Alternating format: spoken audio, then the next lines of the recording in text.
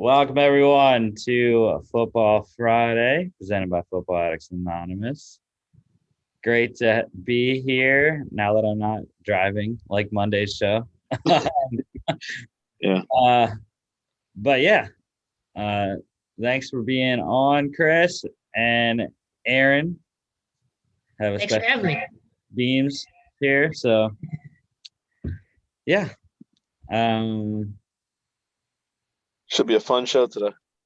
Yeah, have some news anyways. Like we always do on Friday. Monday shows are usually, Mm-hmm. no news thing, but anyways, we have that. We got a lot less FCS games this week.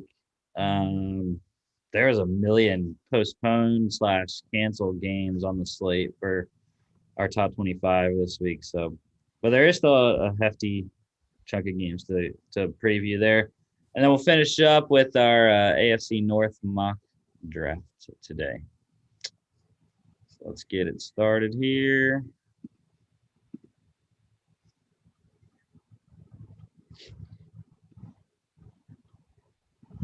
Come on. There we go. All right. So starting off, NFL news here. The Deshaun Watson saga. So 2 endorsements he has essentially lost. Nike has suspended its endorsement of Deshaun Watson. And then Beats by Dre has straight up just cut it.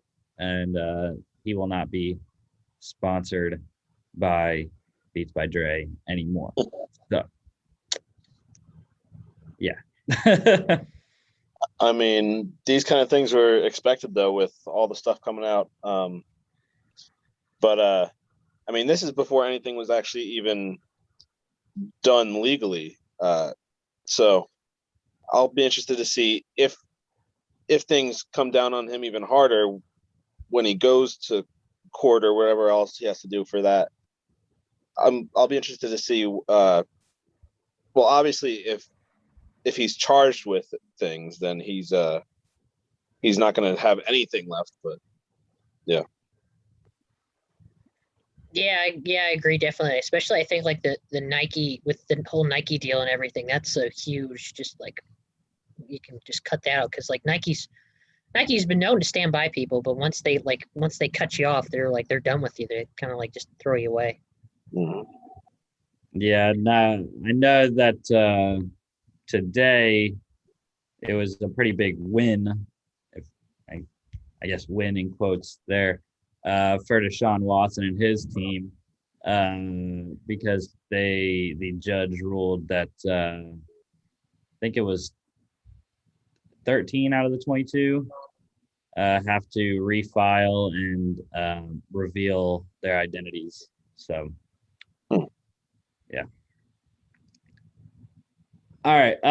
The Panthers obviously have a new quarterback in Sam Darnold, so they have given their 2020 starter, Teddy Bridgewater, permission to seek a trade. They are open to keeping him still if they do not get a trade happening. But yeah, I think it's pretty clear that Teddy's probably going to be gone. I mean, what's his market though? There's not many teams left that are looking for a quarterback. I mean, obviously the ones that are at the top of the draft, but they're all probably in on the rookies. So yeah, I mean, it is going to be hard. He most likely would have to take a pay cut to go anywhere, considering the contract that the Panthers gave him last year. So, yeah, I don't know. Probably you can probably get a 5 out of him, I would say. Maybe.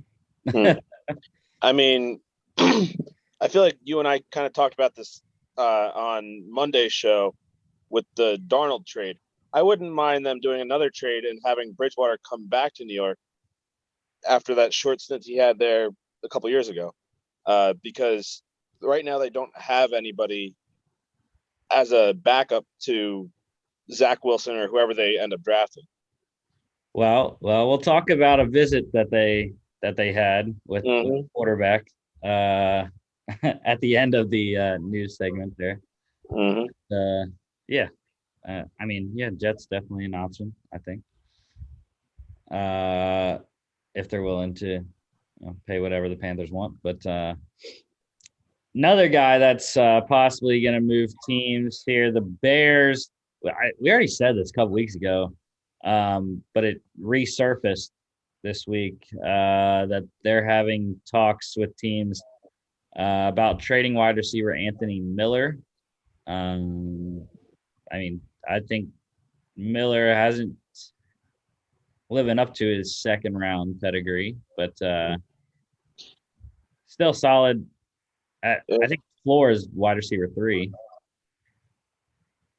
Yeah. I mean, in Miller's defense, though, they haven't really had the best offense and the best quarterback in Chicago. So, I mean, I kind of think he'd be good in that offense now with Andy Dalton there. But I mean, if they're looking to trade him still, he'll be a good piece for a team, especially if it's a team that is looking for more so depth than an actual playmaking receiver. Yeah, and I mean, I don't really understand why Chicago would trade him, considering what the offense looks like, and they still haven't signed Allen Robinson to a long term deal yet. And the only other receiver that I can think of on the Chicago Bears is Darnell Mooney, who had a really good rookie year coming out of the 5th round last year. So yeah, I don't know why they would unless they're getting primo value for him, but Mhm. highly doubt that's the case. Yeah, I think they should just keep him like just for at least this year yet, just to see how it goes. Because like Chris said, you have like they got like new QB and everything, so they should like I think they should just keep him on just to see how the team goes and everything. And if it turns out it's not going to work, then I would say trade him. But like just to see how the 1 year goes and everything. Yeah, might be if he does make it to camp with the Bears, might be an interesting name around the trade deadline in October. Let's see. The Titans, they hired former Eagles defensive coordinator Jim Schwartz. He comes in as a senior defensive assistant, essentially going to be a consultant for them, not going to be a guy that's on the field. Am I thinking of somebody else, or I thought he retired for health reasons? He did retire, but not not for health reasons. I don't believe. Oh, I don't know who I'm thinking of, but yeah, he did retire. So, Yeah, but like I said, he's not going to be on the field, as far as I know. I mean, I was going to say, when did he retire, Rusty? this year. Oh, he just retired this past year. So he was just like, I'm gonna come back, fine. Yeah, because he left the Eagles when Yeah, Sirianni was hired. Said he was going to retire, and yeah, I don't know. pulled a Brett Favre. yeah, he just wanted out of that situation in Philly. Yeah, That's all you cared about. I mean So that's understandable. Yeah. It's understandable with the Eagles just clearing house of everybody. Mm-hmm. So some one extension that we have here, new Cardinals center Rodney Hudson. He got a 2-year, $20.1 million extension, $16 million guaranteed. That brings his total contract now to 3 years, $30 million. Pretty solid for a center, $10 million per season there for Arizona. Yeah, that's a good piece to build around on their line for the next couple of years. But yeah, I mean, I know it's a different position, but I keep going back to that deal that I'm blanking on the name now. The 49ers guy, the left tackle. Why am I blanking on the name? Trent Williams. Yes, thank you. I don't know why I couldn't think of his name. That's the deal I keep going back to, and I mean that was a mega deal for an offensive lineman. So this is, I feel like, a bargain for them. Yeah. The Seahawks, they re-signed Demarius Randall to a one-year deal. He is going to play corner, going back to playing corner, like he started out in his career, went to safety the last couple of years, and now will be back at corner with, I mean, most likely going to be a starter at this point, considering no Shaq Griffin. Quentin Dunbar is elsewhere, which we will say coming up here in 30 seconds. But yeah. The Bengals, they released longtime running back Gio Bernard. Just another running back flooding the market. There's literally no value in running backs this year in free agency.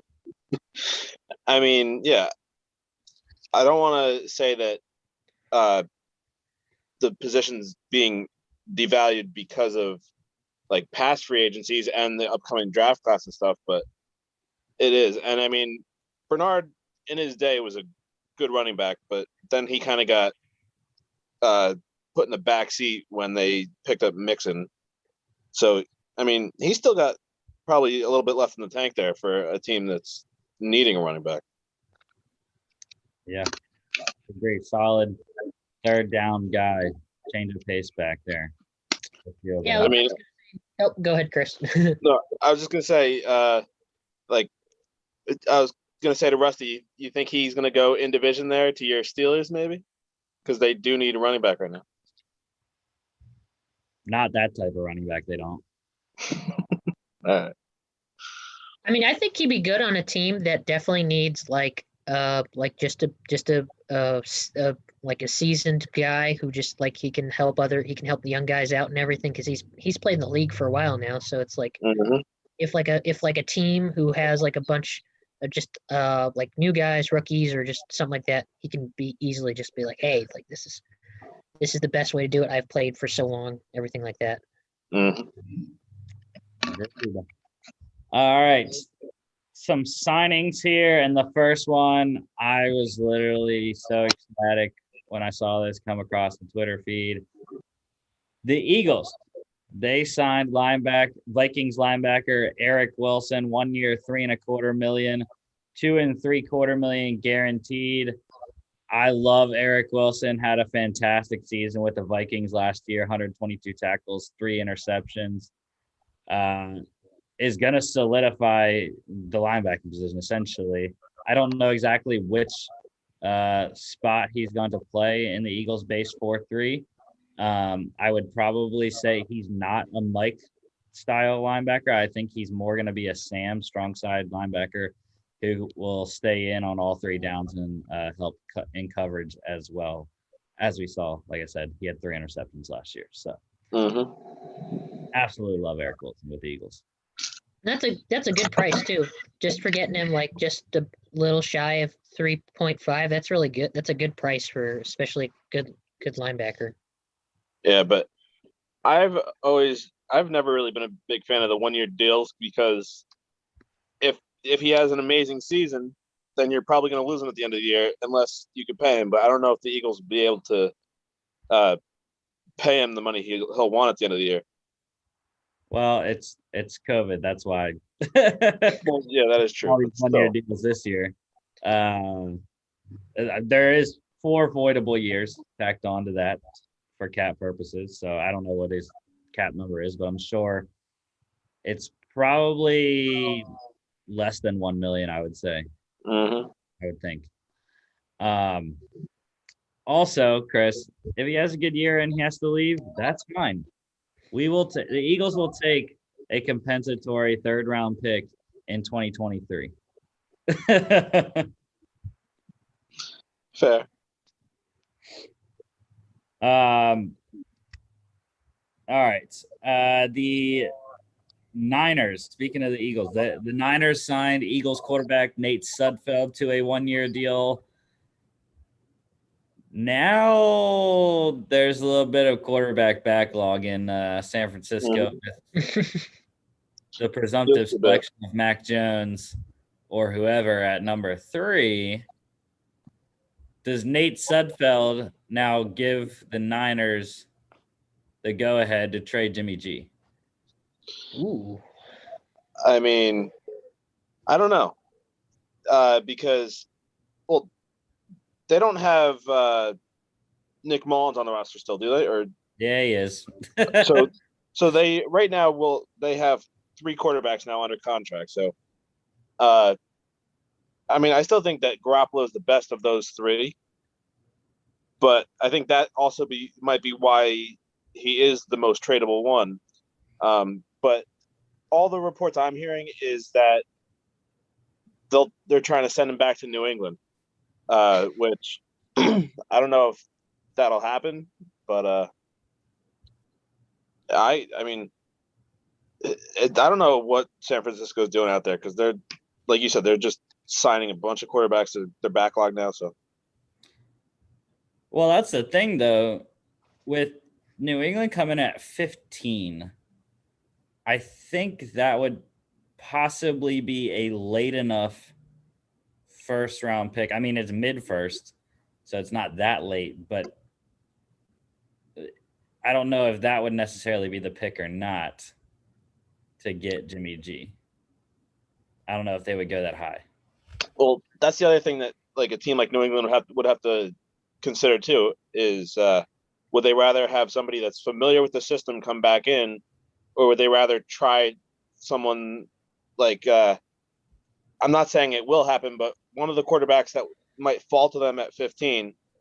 Like I did a mock draft earlier, and Trey Lance fell to them at 15. So would they rather a guy like Trey Lance, or would they rather go with Jimmy G? That's what you have to really look into. Yeah, I think the biggest issue right now is the Falcons fielding calls from teams like the Broncos and the Bears, as well as the Patriots. So if the Patriots aren't the team that gets to 4 with the Falcons, then there ain't going to be any quarterbacks getting to New England at 15. So, yeah. All right. The Lions, mentioned Quentin Dunbar earlier. He is now a Detroit Lion, signed to a 1-year deal there in Detroit.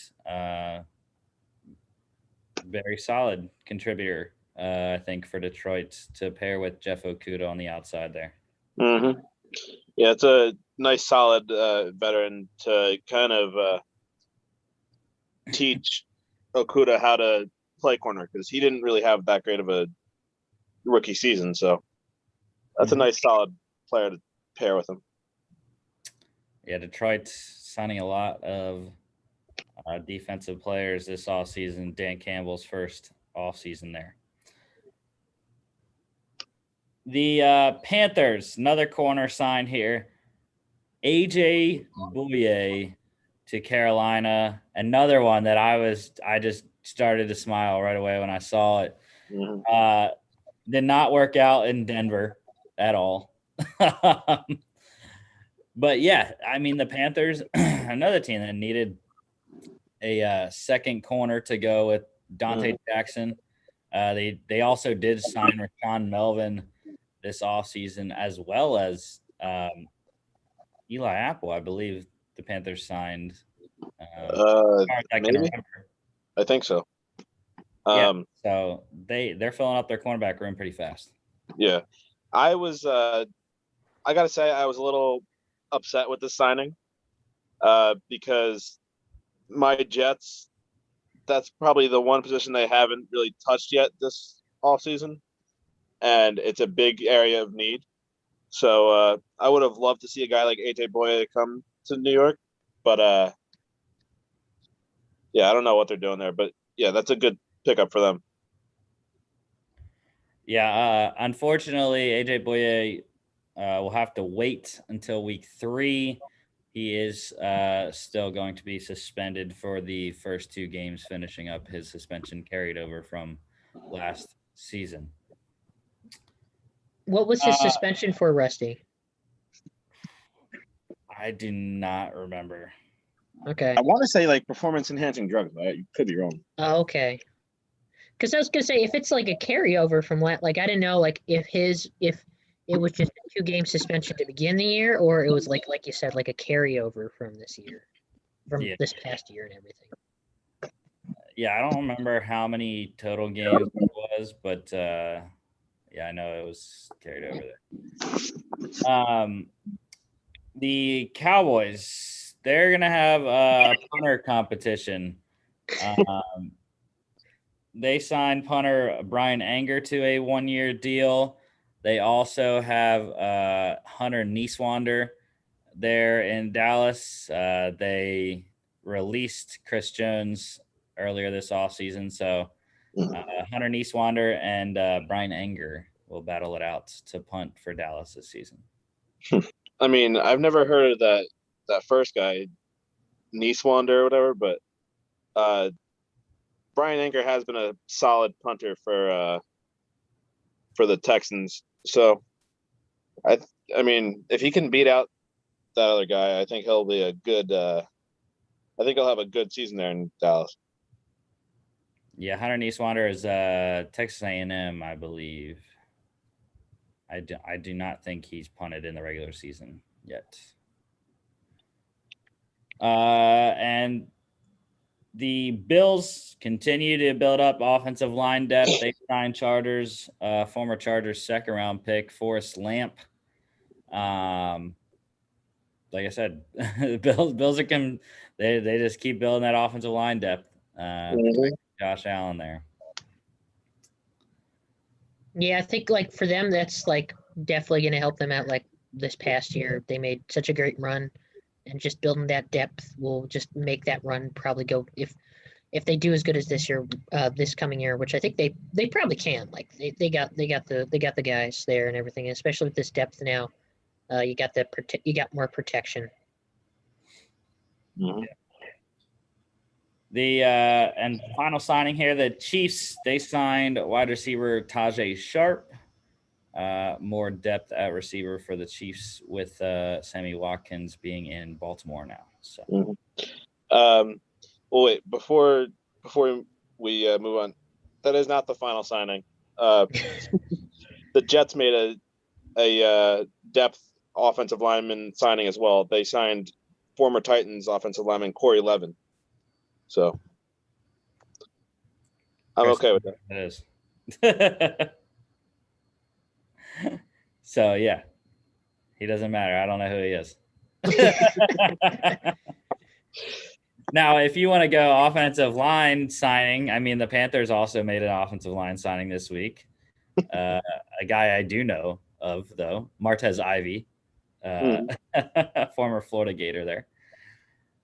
But yeah, let's see. The visits here to end the news segment.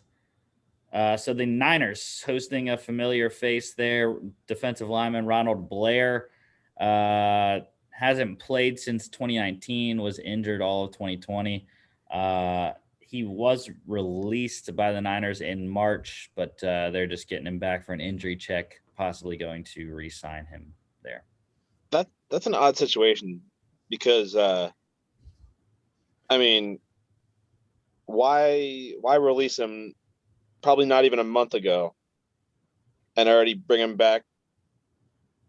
Like, I don't know. Unless it was a contract reason, which I don't know what his contract was, but yeah, I'm pretty sure it was. That is weird. Yeah, it was like, it's like a month after they were like, oh, we'll release him. It's like, no, wait, now it's like, come back. We'll just give you a medical check. Yeah.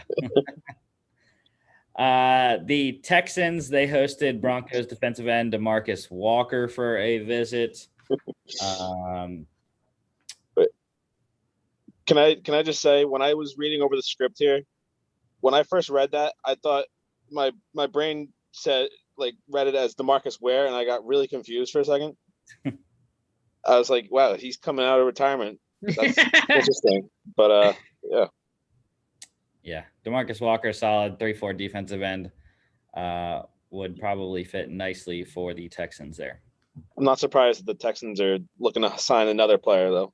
They have probably signed the most players this offseason, so it's either them or the Patriots. I'm not sure who's signed more. Staying in division there, the Titans hosted Browns linebacker B.J. Goodson for a visit, former Giant as well. Trying to think who the Titans have at inside linebacker, and I can't think of anyone right now. I can't think of it off the top of my head. But yeah, would be probably a solid addition for Mike Vrabel's defense there in Tennessee. Lions, like I said, continuing to build secondary depth there. They signed, or they did sign. I don't know why I missed putting that in the signing section, but they did sign Bills safety Dean Marlowe there. Going to be probably safety number 3, I would think, coming off the bench in Detroit. Mm-hmm. Again, cannot think of who the safeties are in Detroit right now, but that's besides the point. And the Raiders, they had hosted safety Carl Joseph for a visit, former Raiders first-round pick, and they actually have now signed him. So he is back with the Raiders in a different city than he got drafted in. Yeah, that is, I believe, a 1-year deal there with Vegas. Solid signing for them. Like you said, with the familiarity of being with them before. But no, did he didn't play under Gruden, did he? No. No, so I mean, I guess it is a whole new system and all that, but he's back with his original team at least. Yeah. And to finish the visits off here, Chris, your Jets hosting Patriots quarterback Brian Hoyer for a visit, 3-time Patriot quarterback. Yeah, I mean, he's one of the ultimate journeyman quarterbacks in the league, but I mean, I wouldn't necessarily mind him as a backup, considering the other options that the Jets would have at quarterback for the backup. I mean, not saying he's anywhere near the caliber of like Tom Brady, but he has played with him for I don't know how many years. So he must have gotten some sort of knowledge or something that he can instill into the rookie quarterback. I don't know. I wouldn't mind them signing him though. He's definitely an upgrade over their current backup in James Morgan. You keep hating on James Morgan, man. Come on. Well, James boy. Or no, it's FIU guy. Come on.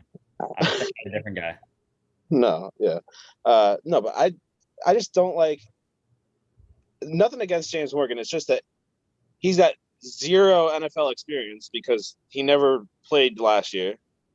And also I've never really liked having young guys as a backup. I would much prefer seasoned veterans that have been in the game a while and kind of have seen action. Yeah, you kind of mentioned the lack of quarterbacks still out there, and I still don't know why no one's picked up RG3 yet. I don't know. I mean, he's in a solid veteran presence for any team. Yeah. But he's also, I feel like he needs to be in a certain system though. Like I don't think he would fit with the Jets very well. I think he needs to go to a team that is going to be drafting one of the other more mobile guys or someone that already has a mobile quarterback. But yeah, I don't think he'd fit with the Jets. I do like him, but yeah. Like I said, I thought he was perfect fit in Philly. They go and sign Joe Flacco. Another one would have been opposite of what he is. Another one would have been Arizona with Kyler Murray. They went and signed Colt McCoy. So I don't know. Spots are filling up at the quarterback position right now. Backup spots, anyways. Mm-hmm. I was gonna say probably too, like just because RG3 he has had that history of injuries in the past, and that might just be one of the big reasons why a lot of teams are hesitant, especially like right now, because of COVID, they're cutting on salaries, and they were like, well, it's like if he might get injured, it's just like, should we give him that money that we want to save maybe for next year or maybe some other guy we know who isn't injury prone? So I think that might have to do with, especially no hate against RG3. He was like great when he started out, but then when he got injured, it was just kind of like he was like in the wastelands for like forever. Mm-hmm. Just thinking about it now, actually, I can't think of who Dallas has their backup. So possibly the Cowboys and RG3. I don't know. But yeah, that's all the NFL news we have for the day. Let's get into our FCS game previews here. Beams, just let us know when you gotta leave, man. Whenever, you know. No worries. I got like another like 15-20 minutes. I'll stay for this. I love FCS football.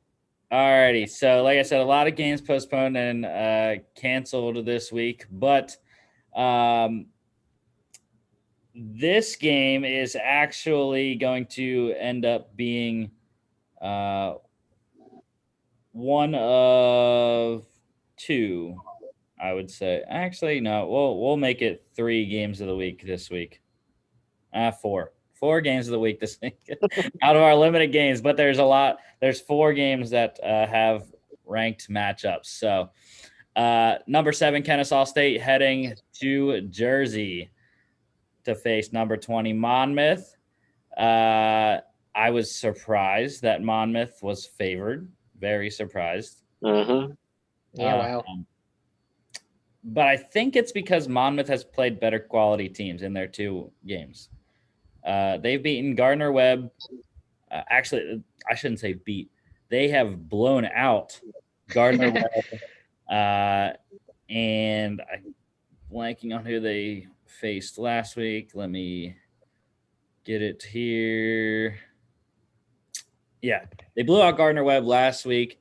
And then the week before, blew out Charleston Southern. That was 35-17 over Charleston Southern, 48-19 over Gardner-Webb. Kennesaw State's opponents, like I said, have not been that great. Division II shorter, they played 35-3, a lot less points than we thought they were going to score against shorter.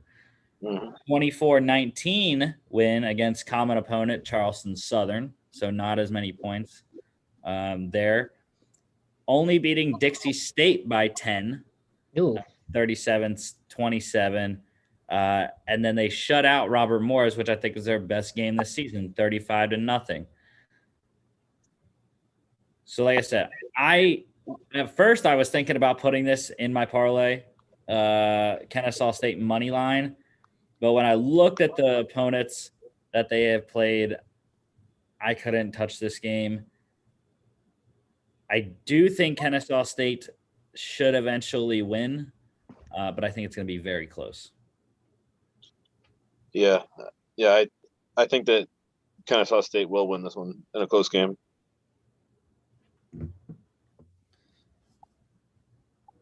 The over-under for this one is 53. I am going under. Mm-hmm. Again, with Kennesaw State running the triple option, I think if they're going to win, they're going to have to run clock. So take those 4-yard carries all day. Mm-hmm. This one, 1 p.m. on ESPN Plus. Next one here, Idaho State at number 3, Weber State. Wildcats getting 9.5 here. I think I mentioned on Monday to watch this one because I know it's at home for Weber, but I wouldn't be surprised if Idaho State covers 9.5 and makes it a close game. Considering what Tyler Vanderwall can do at the quarterback position for the Bengals there. Yeah. This one I think could be a surprising score. Yeah, Yeah, I think. Oh, go ahead, Chris. well, I was just gonna say I think so. So go ahead. I was gonna say I think it probably will be a close game. And also just because I was gonna say I don't know who they played against before and everything, but I think Idaho State, even though they do have the worst record, I think they can probably squeeze out a win. But it will be close. I think it will be probably really close in the end. Yeah, Yeah. and I mean Rusty knows this from all of our weeks of doing this, but I think that Weber State is way too overranked. I think that they shouldn't be number 3. I think they should, if they're going to be ranked, I think they should be in the teens somewhere. Yeah, because I was gonna say for number 3, yeah. 3. They've had 3 straight very close games. And actually they're 4-0. I don't know why it says 3-0 on ESPN. That's why I wrote 3-0, but they're definitely 4-0. The standing says 3-0 too, but there's 4 games when you look at their schedule that Is they've one maybe just like a scrimmage or something? How'd they put that on ESPN? Well, I don't know. Because this is a rematch from February. First game of the season, Weber State blew them out at Idaho State 49-21. But I think just how Weber State has been playing the last 3 weeks, being close wins inside of 5 points, all 3 of their last games. And I mean, Idaho State has played, except for that Weber State game, all 4 of their other games have been within 4 points. So can the Bengals get revenge for February or not? We shall see. See, and then that's what the difference is, though, on the schedules, Chris. It has Idaho State with 5 games in their record. It doesn't have 4 games for Weber State. I don't know. That's weird then. Yeah. Yeah, Weber's actually now a lot 10, up to 10 from 9.5. So even 10 points there. This was the first leg of my parlay. Pretty big one this weekend for the FCS 8-teamer. I have Weber State money line. Over under is 51.5. I'm hitting the over button. Should be some scoring in this one. Like I said, Tyler Vanderwall for Idaho State is a pretty good quarterback in his own right. So, and they scored 70 points in the first meeting between these two this year. So, yeah, wow. 3 p.m. tomorrow for this one. Next one here, Youngstown State at number 15, Missouri State. Missouri State, they did not play last week, but they're riding a 3-game win streak here. I think they will make it 4. Beating South Dakota 27-24, 13-6, massive win over Northern Iowa. 30-27, another big win over Southern Illinois. Canceled game last week against North Dakota. So Youngstown State, again, will fight. They have shown that they can fight every single game this year, but I think Missouri State is just too good. Yeah. I mean, I expect it to be a close game, though. I could see it barely being over the -3.5 there. But yeah, I expect Missouri State to come out with the win. I mean, I'm surprised Missouri State's their record isn't actually better than it is. I thought they'd have a better record than 4-4. Well, they carried over games from the fall. Okay. Yeah, they were 0-3 in the fall. Ooh. And their only loss in the spring was a 25-0 shutout loss to North Dakota State. So Okay. This is the second leg of my 8-teamer this weekend, Missouri State money line. Over under is low 41. It's tough, but I would recommend under. Yeah. Do not believe in Youngstown State's ability to score. 3 p.m. ESPN Plus. Second game of the week of our 4. Number 23, Southeastern Louisiana at number 18, Nicholls State. The Colonels getting 5 right now. Should be high flying. Lots of points in this one. Nicholls State always is.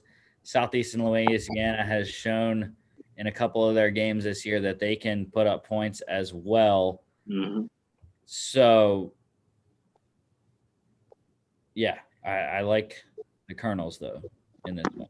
Yeah, this one I think is going to be a very high-scoring game. I mean, Nicholls State has kind of cooled off since their hot start, but I still think they have the potential to score a lot of points. And, yeah, I mean, I see them winning a shootout game here. Yeah, and this game will be to take sole place of 3rd in the Southland Conference. And if Nicholls State wins and Incarnate Word loses, I believe Nicholls State has beaten Incarnate Word. Mm-hmm. Yeah, they did. So Nicholls State would jump into the Southland Championship if they have a championship. I'm not sure. Oh, wow. I'm not sure which conferences do and do not have championships. So Yeah, definitely.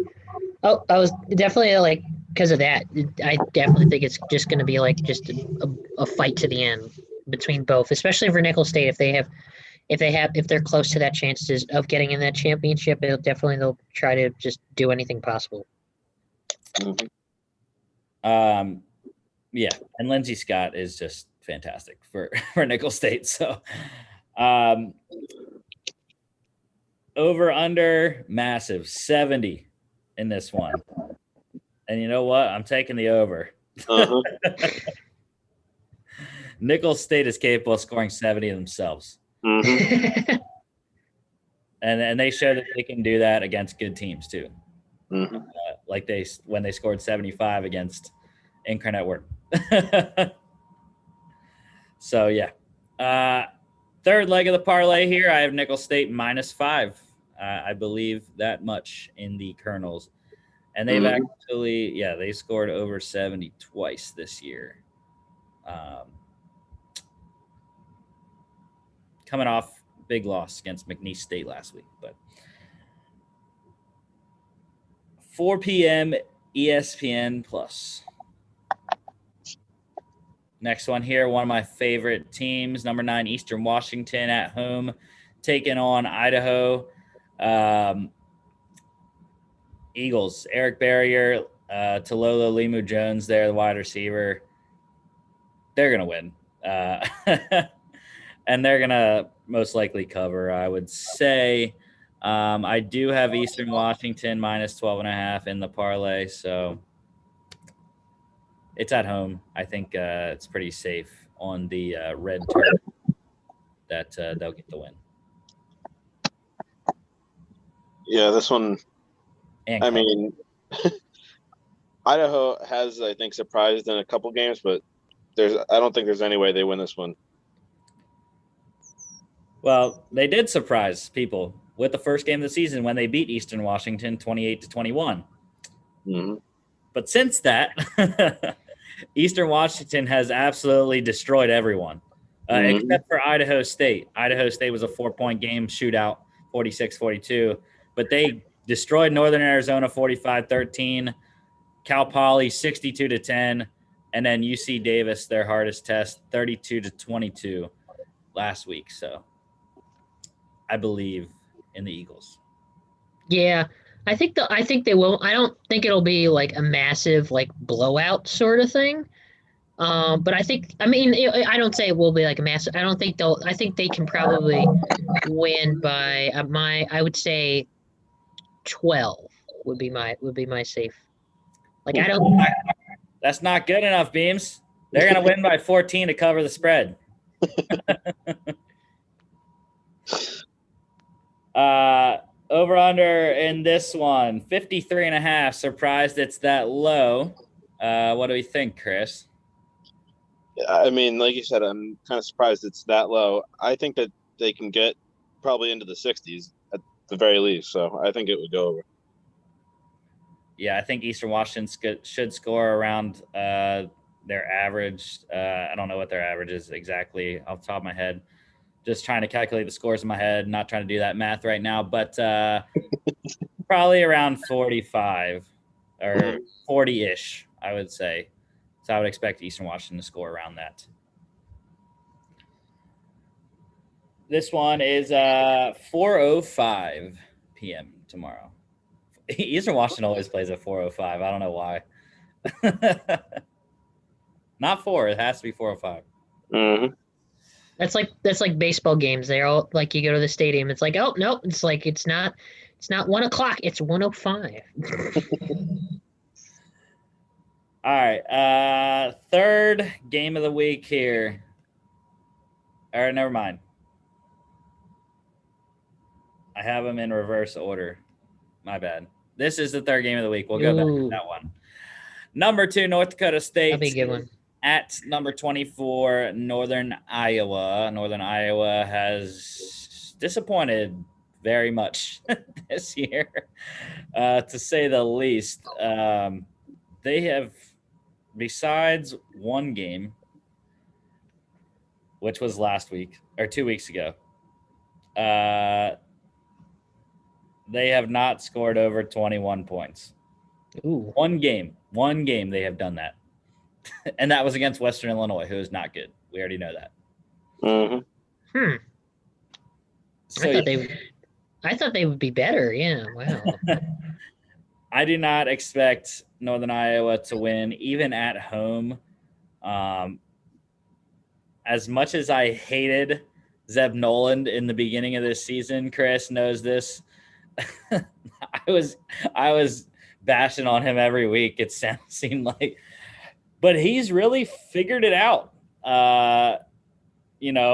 They've won 3 straight, 25-0 over Missouri State, 21-13 over Illinois State, and then their biggest win of the season, 34-13 over in-state rival North Dakota. 2 weeks off now, so they should be rested for the stretch run, which is difficult in Northern Iowa and South Dakota State coming up. So I think the Bison will win this, because if it gets over 21 points, Northern Iowa is not going to be able to compete. So,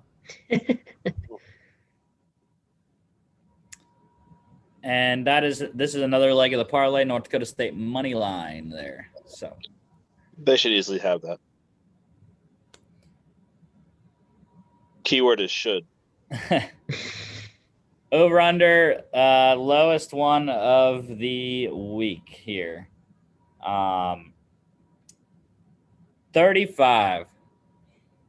I hate when they have such low over unders. 35, jeez. But it's gonna go over. It probably will, but yeah. Northern Iowa's defense is good. I know that, but like I said, I think North Dakota State coming off 2 weeks rest. Northern Iowa's off 1 week rest. I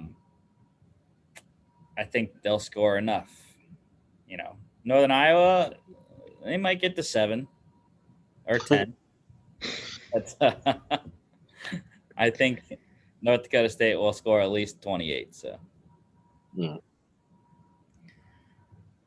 5 p.m. ESPN Plus. All right, let's go back to this one. McNeese State at number 5, Sam Houston State here. And Sam Houston this week, in the rankings, they actually got 1 first-place vote. And I think I said this a couple weeks ago, that after they beat Nicholls State, I shouldn't say beat. They absolutely annihilated Nicholls State, 71-17. That Sam Houston State was possibly in the national championship conversation now, and with that first place vote, now they officially are. So McNeese Yeah. State is on a high right now. Beating Nicholls State last week. That was at home though. This is at Sam Houston State. So I think the Bearcats win it and win it easily. Originally, I think I had Sam Houston State in the parlay, but I did not end up going through with that. Mm-hmm. But I don't see a problem for them. I mean, I don't know though. Obviously, McNeese State has had an up and down season, being that they're only 3-3. But like you said, they're coming off that big win over Nicholls State from last week, and I mean, if they can kind of repeat that kind of performance, I still don't know if they're going to win because Sam Houston State is just that good. But I could definitely see it being closer than 15 points, like the spread says. Yeah, but I just think Sam Houston's out to prove that last week was an anomaly. Only beating Northwestern State by 8. Like I said, now that they're back at home, I think they want to put on a show like they did the first 3 weeks, scoring 43, 71, and 62 points respectively. So, yeah, big win. Yeah. Bearcats. Yeah, I agree. I agree with Chris. I think that Sam Houston is the clear. I'm not gonna trash McNeese at all, but like, I would say Sam Houston is the clear just front runner for this game, and that's just because of how they played so far. And McNeese, like they've done like average and everything like that, which is good for them. But like Sam Houston, they've kind of just like with how much they've scored this season, it's just they've kind of dominated each game they've played pretty much. Yeah, and they've already solidified themselves in the Southland Conference Championship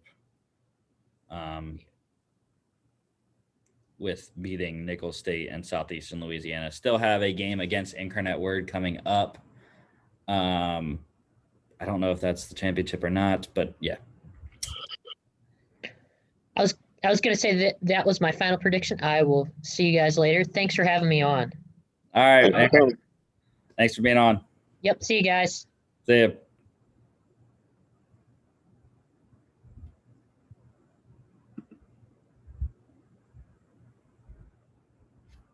Okay. I was gonna remove him myself, but I was like he's not leaving. All right. Rolling through here. I forgot this over under here is 58.5. I think that easily clears. I agree. I think McNeese State will score somewhere around 20. 5 p.m. ESPN Plus as well. Next one here. The Battle of Delaware. Number 8 Delaware at Delaware State. The Hornets. We got the Hens and the Hornets in this one. So, I mean, if we're going based on logos, I think Delaware State has it. I think that's a pretty cool logo there. But I mean, Delaware, holy heck, 26.5 is the spread. I mean, we know Delaware is very good. But is this a trap game, Chris? I mean, rival, it's away. Yeah, I was gonna say that it's like you said, it's an in-state rival. It is at Delaware State, but I mean, there are always usually like rivalries never really go based on like how good the teams are. They're always usually good games, but there are also some rivalries that it doesn't matter. There's always just one team that's always dominant. And I mean, but how good or bad is Delaware State? Like they're 2-1, so obviously that's a winning record, but who have they played so far? Well, they beat Howard twice. They beat Howard 17-10 and 37-28 last week. Their loss was to South Carolina State 17-9. Okay, so they had one high scoring game and then 2 low scoring games. And just for, those are the only other teams that are playing in Delaware's conference right now. The MEAC or the MEAC, Mid-Eastern Athletic. Yeah. South Carolina State, that's their only game played. Howard, that's their only 2 games played. So, yeah. And they do have another game scheduled with South Carolina State coming up. So, yeah. I mean, this could be this could easily be a trap game for them. But I don't see them losing this game. But the 26.5 is a really, really big spread. So I don't know if that covers. Yeah. I mean, it's just I wouldn't be surprised if they do, though. Yeah. Over under is 42.5. Well, we want Delaware to cover, so let's go over 42.5. Delaware State is 3.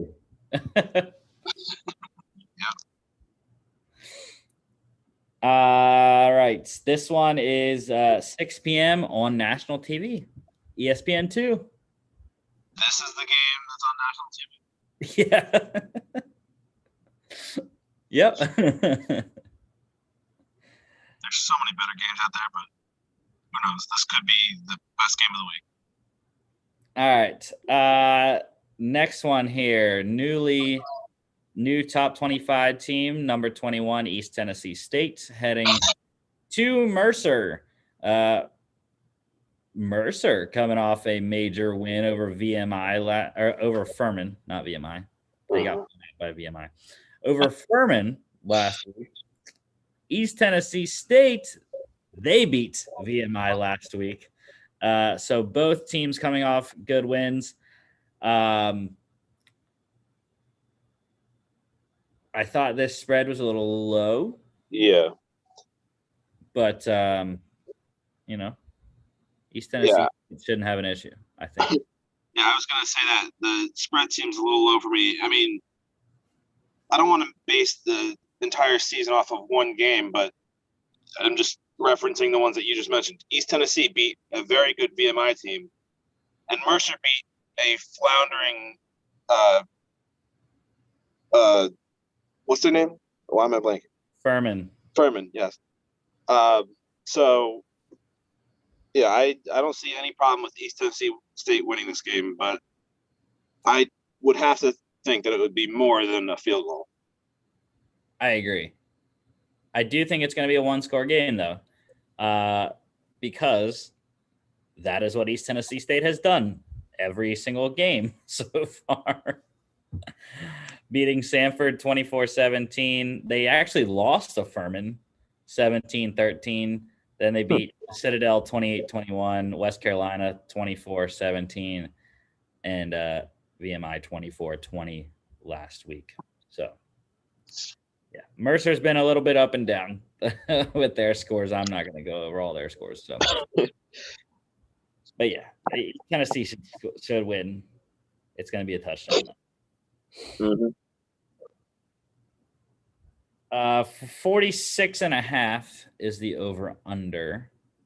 That one's tough. That's right in the middle. I'm going to go over. Yeah. It's going to be like, 27, 21, 28, 21. Yeah. Let's see. 6 p.m. ESPN Plus. Last one for tomorrow's games here. Northwestern State at number 19, Incarnate Word. And the Cardinals are getting 10, which I kind of like. They haven't played for 2 weeks since they got in that massive shootout against Nichols, 75-45, that they lost. And Northwestern State's been tough to a lot of teams. Actually, mostly every team. They've only lost once by more than one score. So, Yeah. So maybe that's telling you that we should take Northwestern State plus 10. I don't know though. I think Incarnate Word can score a lot of points. I mean, even in their loss, they scored 45 points. So, but how good is Northwestern State at scoring? I mean, you said they're close games, but are they low scoring games or are they high scoring? Medium. Their 5 losses. They lost 31-24 to Nichols, 27-24 against Southeastern Louisiana, 21-7 against McNeese, 31-23 against Lamar, and then 24-16 against Sam Houston. And that's the game that I would point out to caution against high-scoring offenses. They held Sam Houston to 24. Nichols, they only held to 31. I would put Southeastern Louisiana in that as 2, and they got held to 27. So, yeah. I mean, but it seems to me that I think that if the Cardinals score high 20s, low 30s, they could cover that spread. I think it would have to be over 30s. It would have to be in the 30s for them to cover 10. But I didn't take the spread. I took Incarnate Word money line. So I'm okay with them just winning. A lot of my picks this week are banking on no upsets, essentially. So yeah, I'll probably lose. Over under, big one, 66.5. I'm hitting the under button. Not gonna get there. Like I just said, Northwestern State plays close games. And relatively low scoring too. I mean, they were all probably in the 40s, maybe low 50s in the games you mentioned. So, yeah, I don't think it gets anywhere near 66. 8 p.m. ESPN Plus. I think that's the latest game we've had on our slate recently. Usually, like 7 is the latest one. Yeah. All right, let's. Well, that game. I mean, I know we mentioned it earlier, but that game has a lot riding on it too, especially if Nicholls State wins their game. Yeah, definitely. All right, let's go to Sunday's games. We have 2 here, including a conference championship game. The Northeastern Conference Championship game, Sacred Heart at number 25, Duquesne in Pittsburgh there. Duke's getting 3 here, which is the exact number of points that they beat Sacred Heart by in week 1. So I like the Dukes. They've been playing very well ever since that close game. They beat Wagner 17-0, 35-17 against LIU, and 20-10 over Bryant last week. So, or 2 weeks ago. Yeah, that was 2 weeks ago. Sacred Heart, their other 2 games, 35-7 over LIU, 26-9 over Merrimack. They have not played for 3 weeks.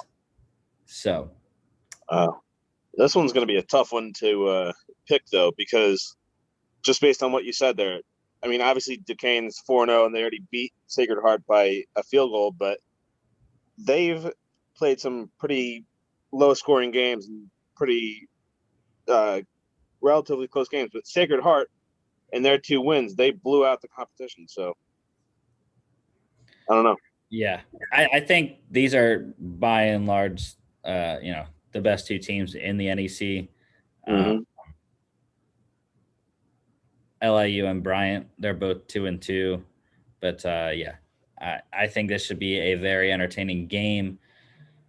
I do not have this one in the parlay. I was thinking about doing Duquesne, but I can't go over 8 teams on the site that I use. So, I mean, I would have stayed away from this one. I do expect Duquesne to win, but I also wouldn't be surprised if Sacred Heart does pull off the upset. Over under is 49.5. Very intermediate over under there. Yeah, I think I'd go under on that one though. Okay. Yeah. I mean, it's going to be most likely a field goal game. I would expect, possibly that people that bet Duquesne -3 are gonna get a push Mm.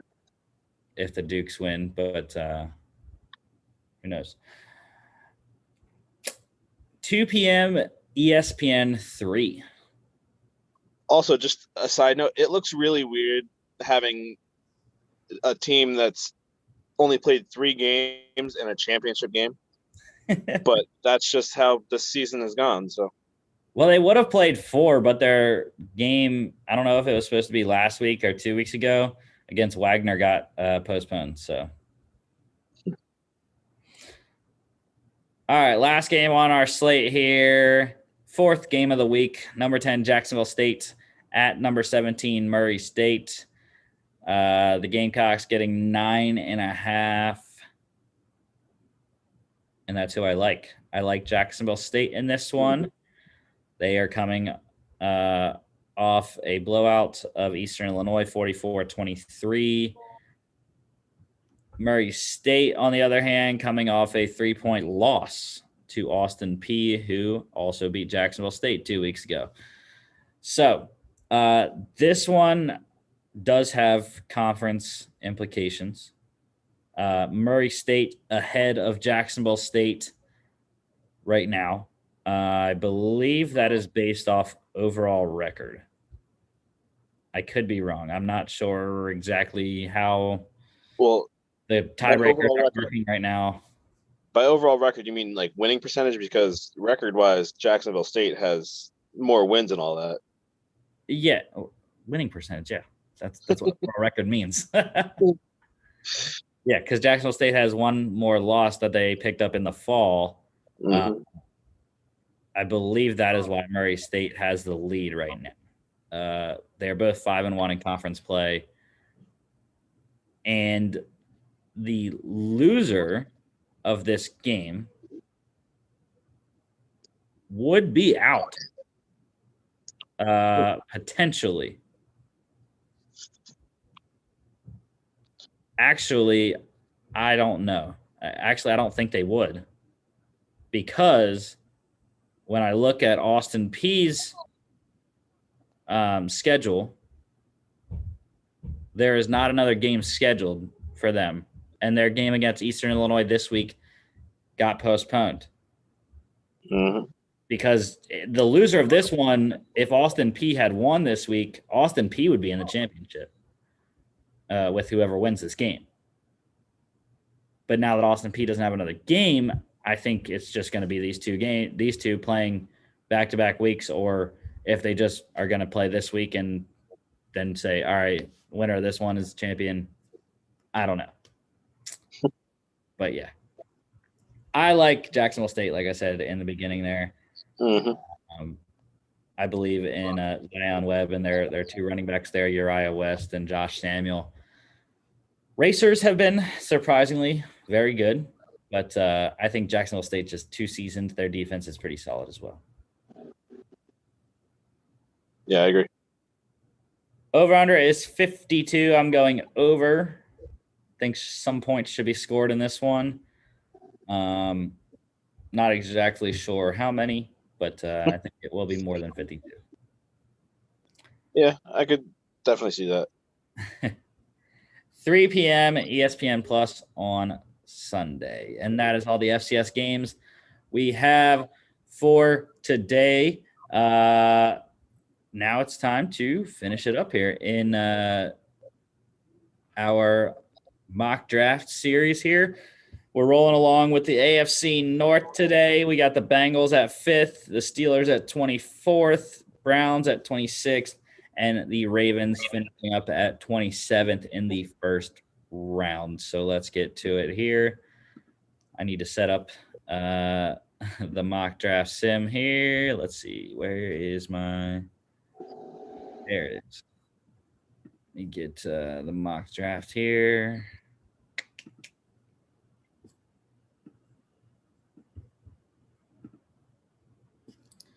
Okay, so Bengals, Browns, Steelers, Ravens. 3 rounds like we've been doing. Mm-hmm. let's go here. So Trevor Lawrence, Justin Fields, Chris. Justin Fields. I don't like that one.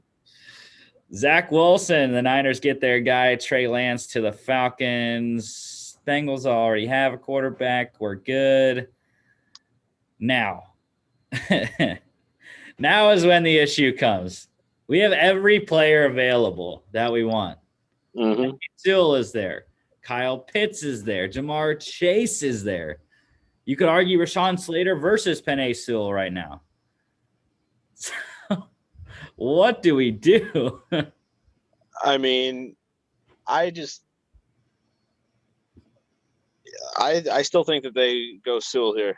I mean, granted, they do need somebody to replace AJ Green, but they also need. I think their number one need is still offensive line because their franchise quarterback got hurt last year because of that terrible offensive line. Yeah. And so even though wide receiver technically is their number one need according to this website, I think they still go Sewell or Slater here, but I think Sewell is the better NFL ready prospect right now. I agree. Yeah, I think, Penei Sewell has been linked to the Bengals the entire time. I think that's eventually going to be the pick. Mm-hmm. Even though the Bengals fans would probably like to see Kyle Pitts instead. Yeah. All right. Dolphins get Jamar Chase, Rashawn Slater to the Lions, Patrick Surtain to the Panthers, Mac Jones to the Broncos, J.C. Horn to the Cowboys, Jalen Waddle for the Giants, Kyle Pitts to the Eagles. Don't like that, actually. Christian Darrisaw to the Chargers, Elijah Vera-Tucker to the Vikings, Devontae Smith to the Patriots. That's an interesting one. Travis Etienne to the Cardinals, another interesting selection. Micah Parsons to the Raiders, Jalen Phillips to the Dolphins, Tevin Jenkins for the Washington, Greg Newsome for the Bears, Rashad Bateman for the Colts, Trayvon Morig to the Titans, and your Jets getting Azeez Ojulari, Chris. I've seen that a lot in mock drafts. I wouldn't mind that. But now it's time for your Steelers here. All right. So I didn't wear a Steelers jersey today because the Penguins have a game. But, yeah, I mean, the number one guy, he's right there. Mm-hmm. They need a running back. They're not re-signing James Conner at this point. As much as I would love Zaven Collins, actually. But, yeah, I think Caleb Farley is down there as well. I think this is too early, though, considering his back surgery that he had, even though he should be fine. But, yeah, I think it has to be Najee. They have to get a run game. There's no other offensive tackles available at this point either that are worth the selection. Mm-hmm. Actually, we could go Landon Dickerson, too. That would be home run. I think he'd still be possibly available, though, in the second round for them. But I am still kind of surprised about the fact that ETN was picked over Harris here with the Cardinals. But yeah, I think that Najee's, I mean, I love Travis Etienne. I do. I think it's, pick your poison for whichever guy you want to take, but he's already gone, so Najee Harris it is. Mm-hmm. Jags taking Javonte Williams. Wow, 3 running backs in the first round. Interesting pick for them. I don't know when the last time that has happened. All right. Cleveland here. Look at that. Board's falling for us. Kwity Paye. I believe that's, Zaven Collins has also been linked to Cleveland a bunch in mock drafts I have seen. But yeah, I think Kwity Paye's a pretty solid addition. They need a bookend for Myles Garrett. Well, for me, you have to look and you got to think: would they rather have Kwity Paye here, or go with the top interior D lineman right there with Christian Barmore? Because that's also a big need of theirs. They need help all over the line. But Yeah, I think that it would make more sense for them to draft the complement to Myles Garrett, like you said. All right, let's go with them. Next pickup is the Ravens here, who also need edge rushers. And that's another reason I would go Kwity Paye for the Browns too, because that kind of takes away that option for the Ravens. So here, I mean, the next edge rusher is Jason Owe, which is a fine selection. But I think I would go with Zaven Collins here because he has versatility that he can rush on the edge as an outside linebacker, but he can also drop back cover as an inside linebacker in their base 3-4 that they run in Baltimore. Mm-hmm. Yeah, I like that pick. Saints get Elijah Moore, Jeremiah Owusu-Koramoah to the Packers, Jason Owe to the Bills, Landon Dickerson to the Chiefs, Christian Barmore for the Bucks, Kadarius Toney for the Jags, your Jets getting Samuel Cosmi, Liam Eichenberg to the Falcons, Jamin Davis to the Dolphins, Caleb Farley. See, Caleb Farley landed to the Eagles anyways.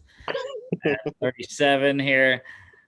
Bengals back up. So, again, look, the board just loves us today, Chris. Mm-hmm. Falling right for us.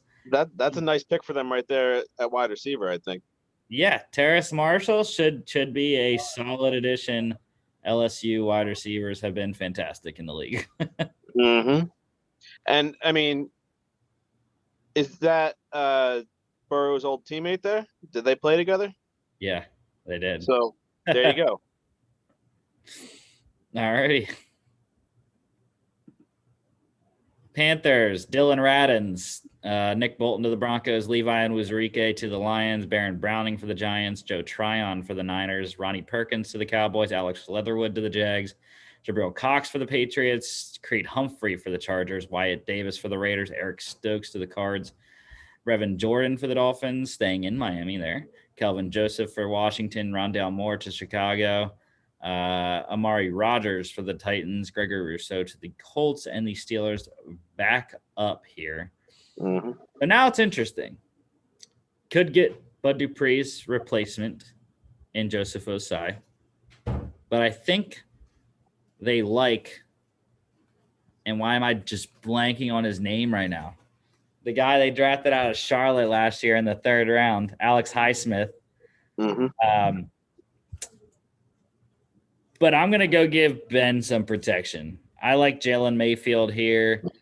He's a guy that's, a possible first-round pick, really, depending on if 5 tackles go in the first round. So, yeah, I've definitely heard him linked to the end of the first round to some of those teams. But, hey, he falls all the way down to the bottom of the 2nd round here for the Steelers. So, yeah, I think that has to be the pick here. Mm-hmm. All right, Joseph Osai to the Seahawks, Brady Christensen to the Rams, and it just keeps getting worse for the Ravens. Edge rusher just went 2 picks in front of them. Mm-hmm. And there is an edge rusher here. It is Carlos Basham out of Wake Forest. He is sitting there. Yeah, but I don't know. I kind of like one of Mark's guys there in De'Ami Brown for them. I mean, they just signed Sammy Watkins, but they have severely lacked receiver talent. And I mean, I think a guy like De'Ami Brown would kind of help them in their offense. I agree. I'm just not as high on De'Ami Brown. I think the need is just too great to let the talent drop off keep dropping. So I think they literally they don't have anyone. Yeah, at linebacker right now. So I just think you have to go Carlos Basham at this point. Yeah, and I think the receiver class is deeper than the edge rushers, so Right. you can get one in the 3rd round. All right. Browns up next here. And look at that. There you go. Our guy, Davion Nixon, sitting at the top there. De'Ami Brown is also in consideration, I would say. But yeah, I think Davion Nixon, easy selection for Cleveland there. Yeah, I think he makes a lot of sense for them. Saints get Pete Warner, Sante Samuel Jr. to the Bills, De'Ami Brown to the Packers, Nico Collins to the Chiefs. Receiver run here. Tylan Wallace to the Bucks, Jamar Johnson to the Jags, Dwayne Eskridge to your Jets, getting Justin Fields a weapon here. Pat I would have Fryer, rather them pick the guy that the Texans got there, but oh well. Pat Fryermuth to the Texans, Elijah Molden to the Falcons. Bengals last selection here. The Browns, the only team with 4 picks in the top 3 rounds in the division. But Tommy Tremble sitting there. I was just thinking that. Fill all their needs. Personally, I like Hunter Long better. I don't even know where he's at, but there he is, 97. Cool. Yeah, I mean, I do know a lot of people that are high on Tommy Tremble. Mm-hmm. He is massive, I believe. I'm pretty sure he's 6'6", 6'4", whatever, close enough. But I think one of the bigger needs though that they have is, I mean, they took care of the tackle with Slater. I mean, with Penei Sewell, but interior offensive line is another big issue for them. So is Quinn Meinerz there the best available right now? Yeah, right there. I mean, I think it's got to be between him or one of the tight ends. I agree. I like Quinn Meinerz. All right. Eagles taking Josh Myers. Amon-Ra St. Brown to the Broncos. Aaron Robinson for the Lions. Tommy Tremble goes to the Panthers. Javon Holland to the Washington. Tommy Togiai for the Cowboys. Jackson Carman for the Giants. Richie Grant to the Chargers. Ifeatu Melifonwu for the Vikings. Tyson Campbell and Milton Williams to the Raiders. Trey Sermon to the Dolphins there. Chad Surratt to Washington. Davis Mills. Chicago gets their quarterback. Davis Mills to the Bears. Spencer Brown for the Eagles. Janarius Robinson for the Titans. Your Jets go and get their running back. I'll take that. I like that. And the Steelers. So we have Jalen Mayfield and Najee Harris on board here. Turning to the defense. And I like it. Actually, this is intriguing. Kellen Mond is there. I would rather have Kyle Trask. And even though the board is there with Peyton Turner, Quincy Roche, I like Quincy Roche a lot. I have to. I thought Kyle Trask was a pretty good fit for Pittsburgh. So yeah, I think I got to do it. Yeah, I mean, I don't know.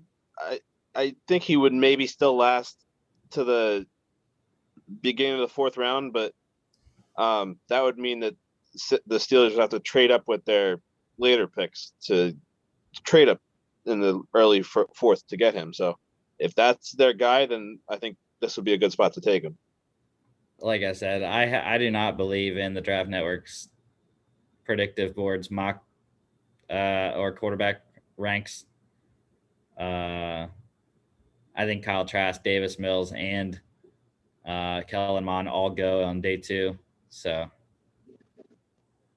and there's actually been talk now that a team might trade up into the 1st for Davis Mills. So, but yeah, I got to go get the quarterback of the future for the Steelers. Very solid selection. I think this is a steal in the 3rd round with Kyle Trask. Yeah, I definitely think he's among.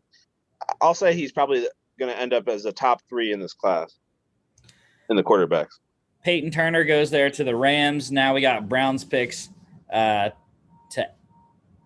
end it, I believe. Oh, no. Nope, got a Ravens one at the end.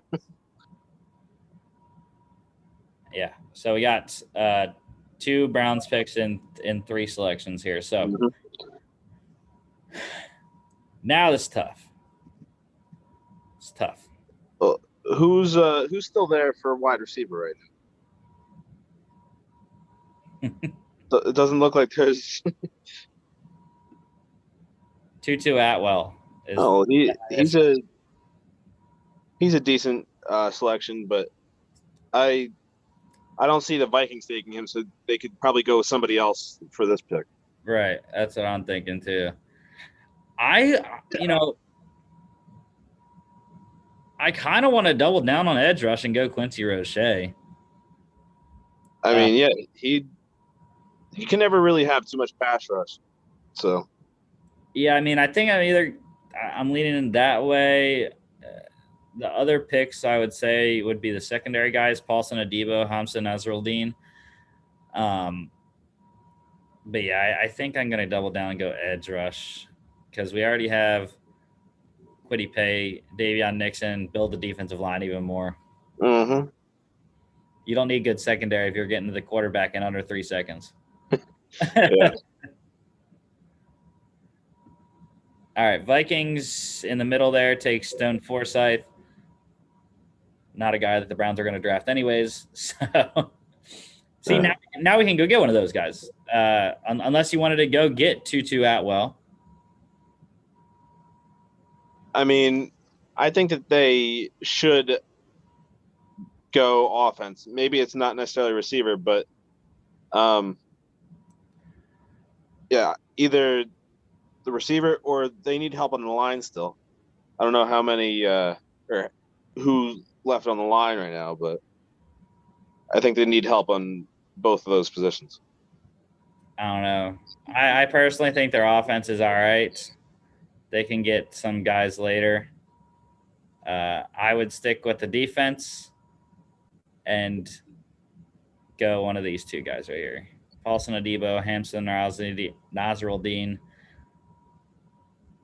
Probably leaning toward Adebo because they already have safeties in Cleveland. Yeah, I was going to say they definitely need more help at corner. So yeah, if you're going defense, he'd probably be the pick here. All right. Packers, Elijah Griffin, Tutu Atwell goes to the Bills, Cameron McGrone to the Chiefs, Ben Cleveland for the Bucks, Kellen Mond, Patriots got a quarterback, Benjamin St. Juste to the Chargers, Marlon Tuipulotu to the Saints, James Hudson for the Cowboys, Hunter Long to the Titans. That is a slam dunk pick by the Titans. Mm-hmm. Frank Darby for Lions, Kenneth Gainwell to the Niners, Derek Barnes for the Rams. Last two selections here. Last one for our mock draft. Ravens. We got Carlos Basham, Zaven Collins. Now let's get a wide receiver, if there's one available. And I do not like any of those names at this point. Yeah, I was gonna say Dez Fitzpatrick's probably the best one on that list, in my opinion. And yeah, the rest of them not so much.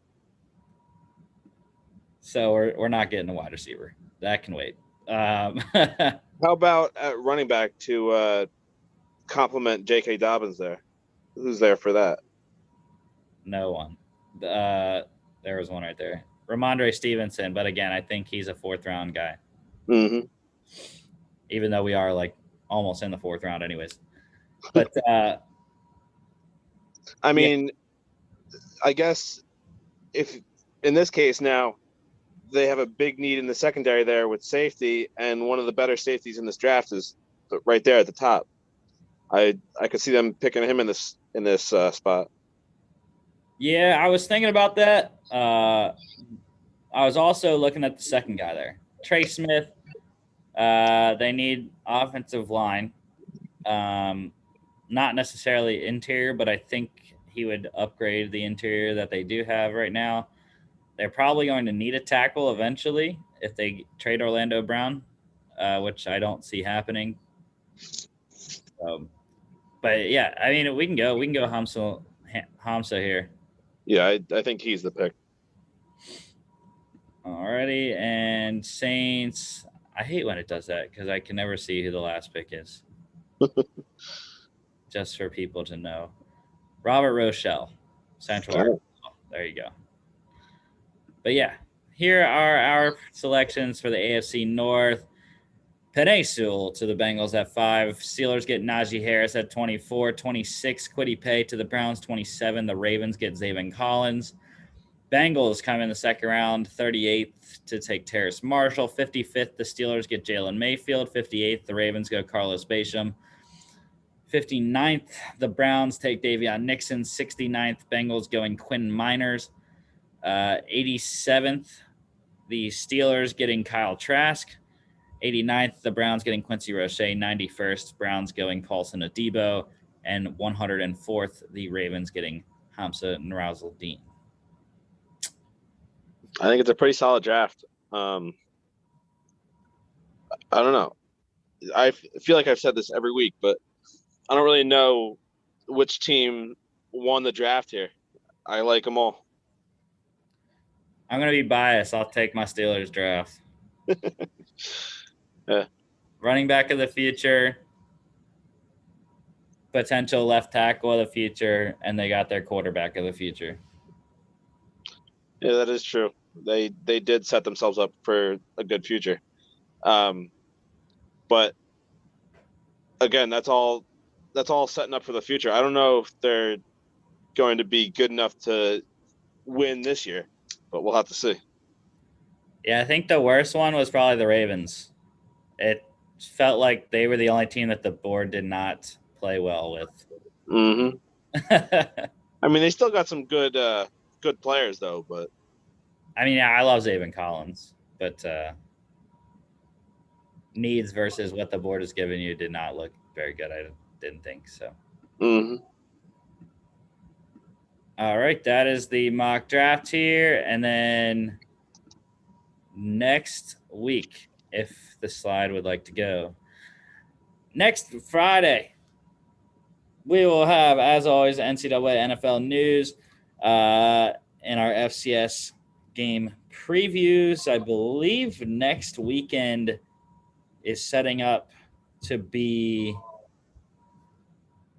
conference championship weekend, potentially. Yeah, I think so. Yeah, looks like it. Just check out. Well, no, it's not. No, there's still a whole slew of games left.